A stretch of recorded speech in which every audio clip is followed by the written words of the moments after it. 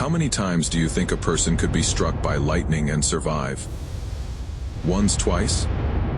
Well, let's find out. Roy Sullivan died in 1983.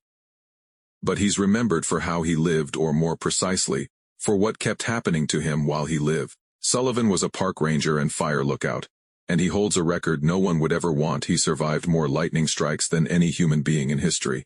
7 of them.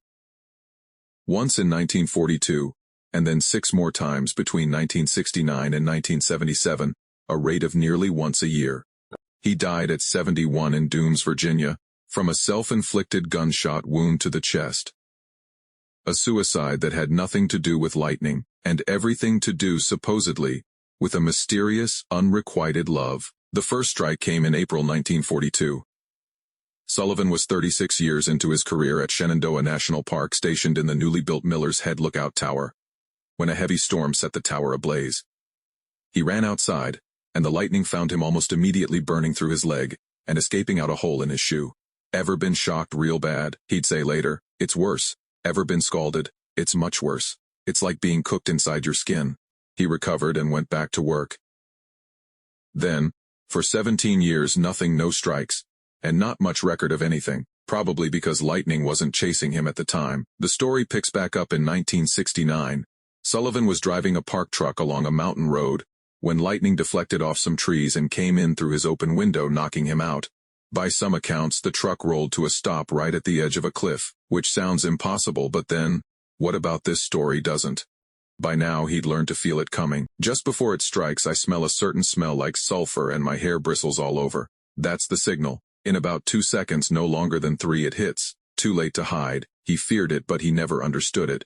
I don't believe God is after me, he reasoned. If he was, the first bolt would have been enough. Best I can figure is that I have some chemical, some mineral in my body that draws lightning. I just wish I knew. He tried to outrun it. In August 1973, at the first sign of a storm cloud, he got in his car and floored it. Satisfied he'd escaped, he stepped out to watch the storm and was struck again. Number 5.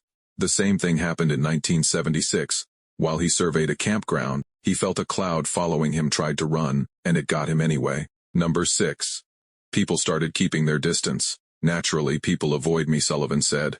I was walking with the chief ranger one day and lightning struck way off, and he said, I'll see you later, Roy. There's a restaurant on Loft Mountain that even if it's just overcast, they won't let me in. I can't blame them.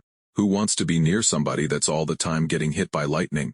Once a storm blew up while he was in the backyard with his family, and the bolt missed him and struck his wife instead. After that, whenever a storm came, he'd put his wife and 3 kids in the living room and go sit alone in the kitchen, scared. The 7th and final strike was June 1977. He was fishing alone in a freshwater pool. When the lightning hit, he barely reacted. He'd been here before. He tended to his injuries and was ready to move on when he noticed a bear pawing at the trout on his line. That was the part that broke him. He snapped a branch off a tree, ran at the bear and beat it over the head. Though he claimed it was the 27th bear he'd hit in his life, so maybe that was just something he did. Then in 1983, Roy Sullivan shot himself. A sudden, brutal death said to be caused by the pain of unrequited love. We don't know who he loved or why it failed. His obituary was about the lightning. The love was forgotten.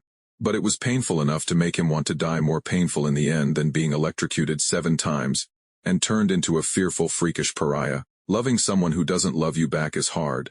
Sullivan knew that. And so, maybe did the lightning that never let him rest.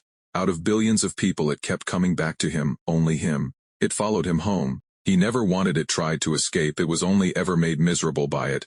And still, it claimed him, bound them together forever. He will always be remembered, and only be remembered as lightning's unwilling plaything. To some, it looked like the sky harassing an old man.